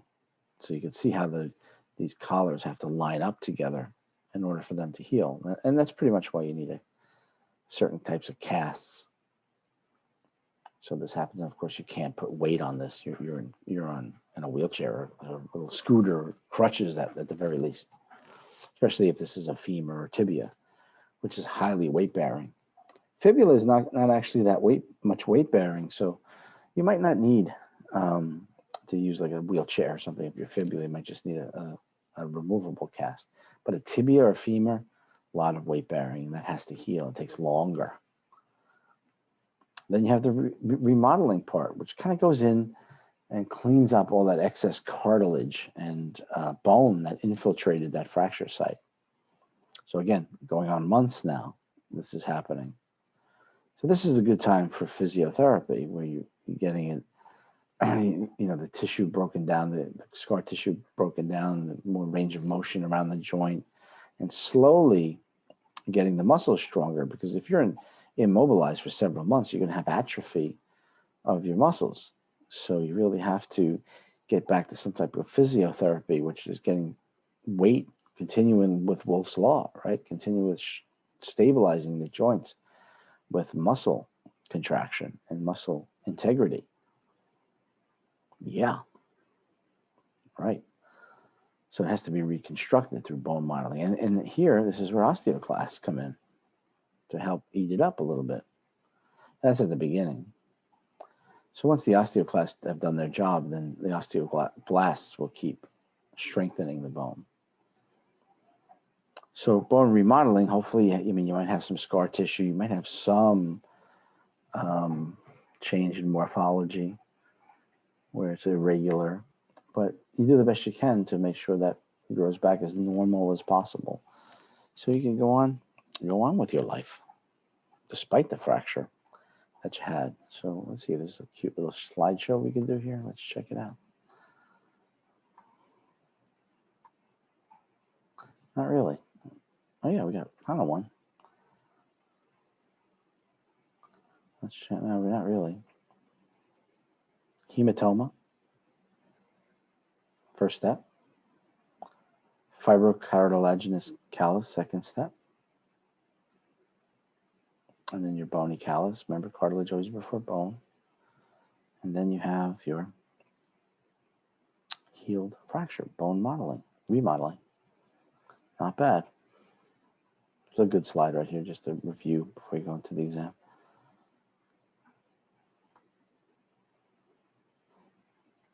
That's bone fracture repair. Let's see where else we're going here. Let's just finish up a couple of things here and then we'll go. So these are bone weakening. All these, and Paget's is actually increase in bone density, but it doesn't make it stronger. So let's just go through these before you go. So these are kind of interesting. For whatever reason, osteomalacia with low calcium. Rickets is usually in children with low vitamin D. Rickets, decreased vitamin D. Osteoporosis, of course, could be genetic. It could be due to low estrogen levels in females or testosterone in males. It could happen in males.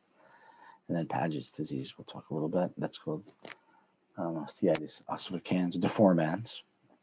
So we'll see if we talk about that. Osteomalacia, bad calcification, not adequately deposited. So this, again, could be a problem with calcium getting into the bone, or very low calcium in the blood as a child or an adult. So you have soft, weak bones. And of course, it's going to be definitely prone to fracture and painful. Rickets is a vitamin D deficiency, mostly in children. So it's osteomalacia in children, but it has to do with vitamin D deficiency. Osteoporosis, again, bone resorption, low bone density. So the bone mass declines. This is why people get shorter when they lose that bone height, because of osteoporosis, and they have that hump in the back, that dowager's hump, because their head is heavier than the bones can handle in their neck and upper back. It's one of the reasons. And hip fracture is very common. and compression fractures in the vertebrae. Remember, compression fractures are bad compound or comminuted hip fractures. They're very bad. This is osteoporosis. So there's trabeculas here. That's normal. This is where the bone marrow is in these hollowed out areas like the honeycomb. But then the trabecula in the epiphysi gets weak, and this is very prone to fracture, for sure. Mostly postmenopausal women, because their ovaries are no longer secreting estrogen. So they're not ovulating, obviously, but they also don't have that anabolic support from estrogen. So the age is definitely variable with this. Right, 30% of women in this age group, which is probably true, but you could easily, not easily prevent this. You could help to prevent this by doing the weight-bearing exercise. So women, of course, for that reason, have a higher risk. So if you don't have high testosterone as a male, that may be a problem with osteoporosis as well. So there's risk factors: insufficient weight bearing, diets poor in proteins, and of course vitamin D. You don't get enough sun. In this country, we're very low in vitamin D for most people. Smoking pretty much causes everything. Lowers your protein synthesis, decreases your osteoblastic activity. And there is a genetic link to the condition of osteoporosis, which is just an example of osteopenia. And certain hormones like hyperthyroidism just speeds up your metabolism. And even though it's anabolic, the thyroid hormone, it can cause a deterioration of the bones. Diabetes is one of those other comorbidities that seems to cause a lot of things. If you have diabetes, your insulin is not working, which is also anabolic. So certain medications, of course, and consumption of Tito's, right? Tito's, alcohol. Never had Tito's, but it just sounds crazy. So treatment of osteoporosis, your calcium supplementation. Of course, these have to go together. You can't just have one without the other. You can't just give calcium anyway. Start weight-bearing exercise. It's never too late, really. And sometimes this is a little risky. Hormone replacement. You got to be careful with this, because if you replace hormones like estrogen in a female, then it's going to increase their risk of breast cancer. If they have excess estrogen, you can also get blood clots, which could lead to heart attack and stroke. So testosterone usually causes this too, but the problem here is it's not the testosterone, it's excess estrogen what can cause blood clots. So you're more prone to blood clots. So replacing estrogen is a scary thing.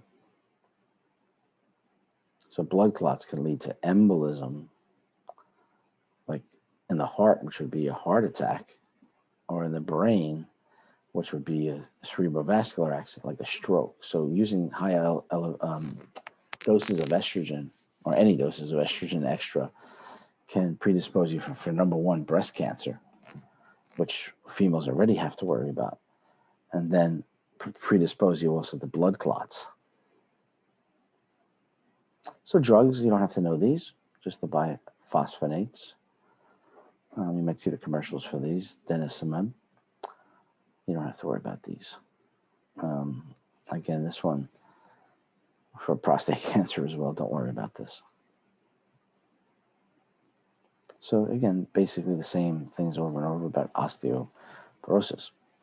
Now, Paget's disease is a kind of a crazy bone depositing. So the bones seem to grow a little out of control and fast, not tall. I'm not talking about gigantism or anything like that. But you have just high ratio, a lot of spongy bone, which isn't very strong compared to compact. So it gets very thick looking, but it's still fragile, actually. And usually somebody older in the pelvis and the spinal, lumbar, femur, and skull. Don't know the cause of this. Autoimmune, maybe. Viral, possibly.